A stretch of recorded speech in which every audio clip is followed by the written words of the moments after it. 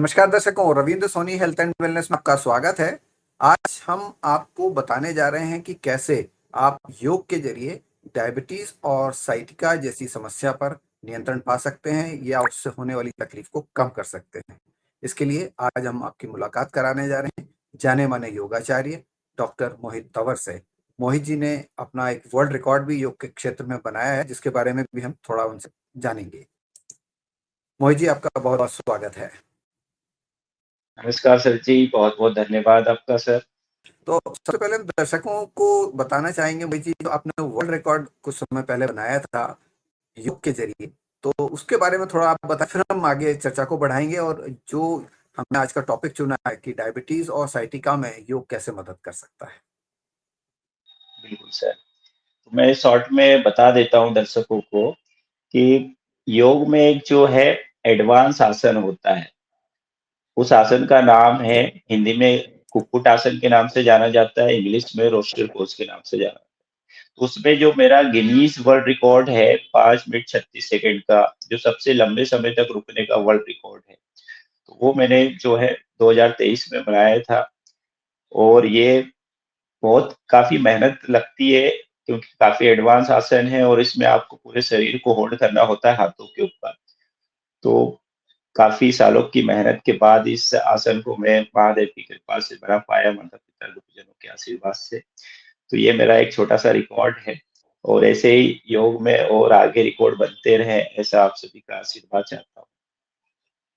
ये जो आपने बताया कि कुक्कुट आसन आपने किया और वर्ल्ड रिकॉर्ड इसके जरिए बनाया, और काफी कठिन आसन आपने बताया कि ये है, तो अगर इसको देखें तो इससे किस तरह के लाभ किसी योगा योगी को मिल रहे हैं।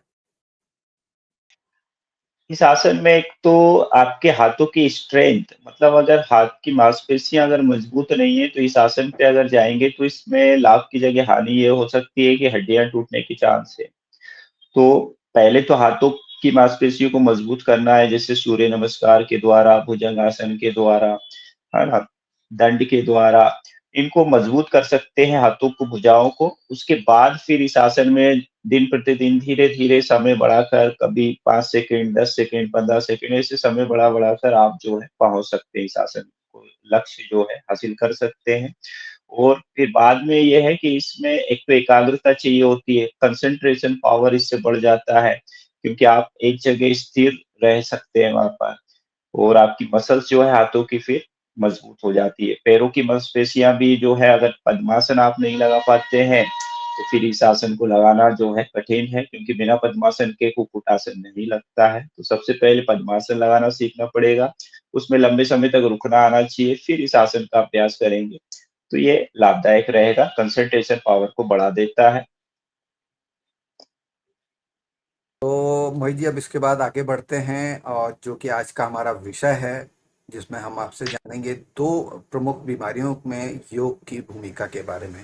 पहली है डायबिटीज, जो कि हर उम्र वर्ग के लोगों में देखी जा रही है। काफी बड़ी आबादी देश की इस रोग से पीड़ित है, और तरह तरह के उपचार लोग करते हैं, जिसमें जड़ी बूटियों से लेके तो एलोपैथ तक के उपचार शामिल होते हैं।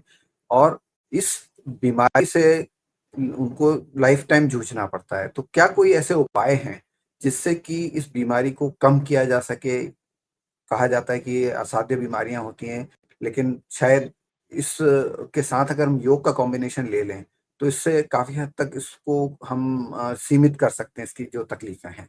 तो इस बारे में योग किस तरह से डायबिटीज से पीड़ित लोगों की मदद कर सकता है। बहुत अच्छा आपका जो है विषय है सर, क्योंकि डायबिटीज़ सबसे पहले तो समझना ज़रूरी है कि डायबिटीज़ एक तो 2 प्रकार से होती है, टाइप 1 और टाइप 2। उसके बाद जब शरीर में आपका एक ऑर्गन होता है पैनक्रियास, पैनक्रियास से जो है इंसुलिन जो है सिक्रीशन होता है। जब ये ब्लड में अधिक हो जाएगा या फिर कम हो जाएगा, तो आपके शरीर में जो इंसुलिन की मात्रा गड़बड़ हो जाती है, उसको नियंत्रण में लाने के लिए जैसे मेडिसिन दिया जाता है या फिर योग चिकित्सा की जाती है। मतलब योग के आसन है, प्राणायाम, मुद्राएँ हैं, इनके द्वारा जो है डायबिटीज़ को नियंत्रण में हम ला सकते हैं। तो उसके लिए अलग-अलग प्रकार के आसन होते हैं, उन आसनों को आपको नियमित रूप से अभ्यास करना होता है। और उन आसनों के मैं आपको नाम बता देता हूँ। तो जैसे कि सबसे प्रमुख इसका जो आसन बताया गया है, उसको बताया गया है मंडूकासन। मंडूकासन डायबिटीज के लिए, मधुमेह रोग के लिए बहुत ही लाभदायक है। तो इसको करने के लिए सबसे पहले इसकी विधि ये होती है कि आप वज्रासन में बैठते हैं, मतलब सबसे पहले अपनी चटाई पर या कंबल या कुछ जिस पे भी आपको बैठना है, उस पे बैठ के खाली पेट इसका अभ्यास करना होता है। दोनों पैर सीधे रखें, फिर एक पैर को घुटने से मोड़ें, दूसरे पैर को मोड़ें, फिर आप वज्रासन में आ जाते हैं। फिर दोनों हाथ की मुठ्ठियाँ जो है बंद करके नाभि प्रदेश के निचले हिस्से में लगाते हैं और गहरी श्वास लेते हुए फिर धीरे-धीरे श्वास छोड़ते हुए सामने की ओर जब हम झुकते हैं, तो यहाँ पर जो है मंडूकासन लग जाता है। जिन लोगों के जैसे टमी अगर पेट की चर्बी बढ़ी हुई होती है, उनको थोड़ा-सा ये कठिनाई होती है। बाकी धीरे-धीरे अगर जैसे नियमित रूप से वो अभ्यास करेंगे, तो इसमें जो है आप धीरे-धीरे पहुँचने लगेंगे स्टेप बाय स्टेप। और ये आसन जो है पैनक्रियाज़ के अच्छे से मसाज करता है, इसलिए ये आसन सबसे महत्वपूर्ण बताया गया है। इसका नाम है मंडूकासन। इसमें रुकना कितनी देर है, तो शुरुआत में आप 10 सेकंड से शुरुआत कीजिए, जैसे-जैसे आपकी शारीरिक क्षमता होती है, उसके अकॉर्डिंग आप टाइम बढ़ा सकते हैं। 10 second, 20 second, 30 second, 1 minute, maximum आप 2 मिनट तक इसमें रुक सकते हैं। लेकिन सावधानी यही रखनी है कि खाली पेट इसका अभ्यास करना चाहिए और इसका अभ्यास जो है जैसे गर्भवती महिलाओं को नहीं करना चाहिए या फिर इसका अभ्यास हर्निया के रोगियों को नहीं करना चाहिए क्योंकि पेट के ऊपर पूरा दबाव पड़ता है, तो ये थोड़ा-सा उसको नुकसान हो सकता है और खाली पेट ही इसका अभ्यास करें, खाना खा के करेंगे तो वॉमिटिंग होने के चांस होते हैं। तो एक पहला आसन आपका हो गया मंडूकासन, ये बहुत ही लाभदायक है। इसके अतिरिक्त भी कोई आसन आप सजेस्ट करेंगे या फिर हम चर्चा करें साइटिका को लेकर? अ, अभी इसमें और महत्वपूर्ण आसन है जैसे कि एक होता है वक्रासन। वक्रासन में भी क्या होता है कि आप सीधे बैठ जाते हैं दंडासन में, एक पैर को घुटने से मोड़कर दूसरे पैर के घुटने के पास लगाते हैं और कमर से आपको जो मान लो घुटना आपने सीधा वाला पैर का मोड़ा हुआ है, तो वही हाथ कमर के पीछे रखते हैं 6 से 8 इंच की दूरी पर और दूसरे हाथ को जो है घुटने के ऊपर से लाकर पंजे के बाजू में रखेंगे। और धीरे-धीरे कमर से आपको जो है राइट साइड ही मुड़ना है। राइट घुटना आपने मोड़ रखा है तो राइट साइड ही मुड़ेंगे और यहाँ पर भी आप 10 सेकंड से 30 सेकंड तक रुक सकते हैं। इसका भी दोनों ओर से अभ्यास किया जाता है। तो ये वक्रासन है, इसमें पूरा आपको कमर को मोड़ना होता है। इससे भी आपके इंटरनल ऑर्गन की मसाज होती है, पैनक्रियाज़ की मसाज होती है। और तीसरा जो आसन है अर्धमत्स्येंद्रासन होता है, ये भी काफ़ी लाभदायक होता है। इसकी भी विधि जो है सेम है, बस इसमें पैरों की स्थिति अलग होगी। तो इसमें आसन आप देख सकते हैं, वक्रासन, अर्धमत्स्येंद्रासन, मंडूकासन, ये आसन रहेंगे और साथ में एक जो है डायबिटीज़ में बहुत अच्छी हस्त मुद्रा होती है, जिसका भी आप अभ्यास कर सकते हैं। वो मुद्रा मैं आपको स्क्रीन पर दिखा देता हूँ कैसे करना है। मान लो आप अपनी चेयर पे बैठे हुए हैं, सीधे बैठ जाएँ, 2 हाथ को इस तरीके से सामने लाएँ। अब जो रिंग फिंगर है अनामिका, इसको अंगूठे के रूट में, जड़ में आप लगा कर रख लें इस तरीके से। इसी तरीके से दूसरे हाथ से भी आपको करना चाहिए। ये बन गई आपकी सूर्य मुद्रा। अब हथेलियों का मुख इस तरीके से छत की ओर या आसमान की ओर रखते हुए घुटने के ऊपर रखकर आप बैठ जाएँ, चाहे ज़मीन पे बैठें, चाहे आप कुर्सी पर बैठ के कर सकते हैं, ज़मीन पे नहीं बैठ पाते। इस मुद्रा को जो है कितनी देर करना चाहिए? 45 मिनट इस मुद्रा को नियमित रूप से करते हैं, तो आपके शरीर में जैसे आपने नाम से ही पता चल रहा होगा सूर्य मुद्रा, तो शरीर में अग्नि आपकी बढ़ जाती है, अग्नि बढ़ेगी, तो जो है ब्लड में इंसुलिन को जो है नियंत्रण में लाता है ये। बढ़े हुए आपके जो फैट है, उसको भी कम कर देता है, शरीर में बढ़ा हुआ कोलेस्ट्रॉल होता है, उसको भी ये धीरे-धीरे कम करता है। डायबिटीज़ अभी हम इसको नियंत्रण में लाने के लिए ही ये आसन और मुद्राएँ आपको बता रहे हैं। अभी मैंने ये नहीं बताया कि इसको बिल्कुल क्योर कर सकते हैं।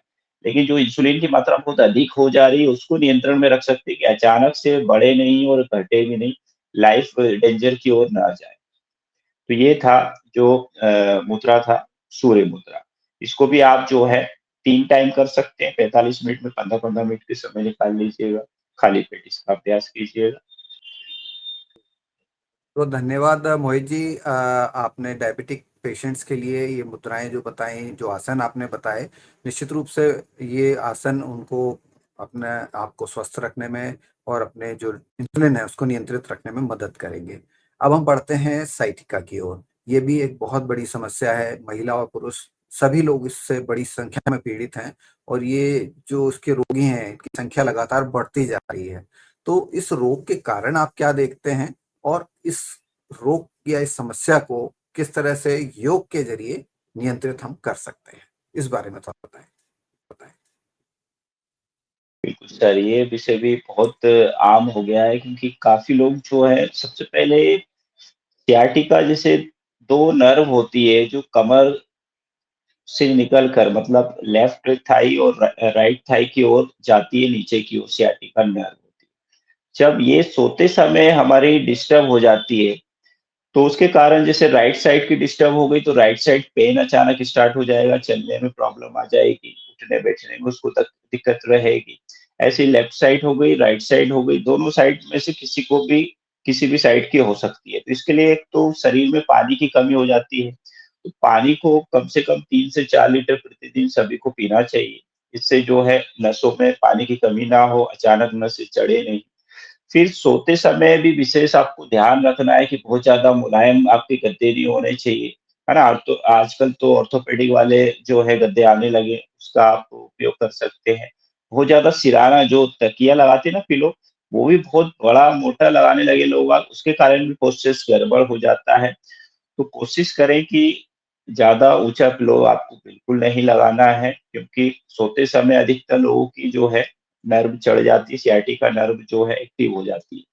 फिर अगर मान लो ये चढ़ गई, स्टार्टिंग हो गई इसकी, तो फिर वो चलने में उसको प्रॉब्लम आएगी, बहुत अधिक पेन करती है। आप एक साथ कई बार जो है सिंगल साइड होती है, किसी को लेफ्ट साइड का देखने को मिलता है, किसी को राइट साइड का। तो इसके लिए भी कुछ आसन योग में बहुत अच्छे हैं, तो उन आसनों का अगर अभ्यास कर सकते हैं, तो ये नर्व वापस अपनी जगह पे जो है सेट हो जाती है क्योंकि स्टार्टिंग अगर रहती है, बहुत ज़्यादा अगर नर्व कंप्रेस हो गई है, दब गई है, अगर रीढ़ की हड्डी से टकरा रही है स्पाइन में, तो फिर वो कई बार सर्जरी की भी आवश्यकता पड़ सकती है, लेकिन स्टार्टिंग में रोग है, कम है, तो योग से बिल्कुल इसको जो है नियंत्रण में ला सकते हैं, ठीक कर सकते हैं। तो उसके लिए कुछ आसन है महत्वपूर्ण, वो मैं आपको बता देता हूँ।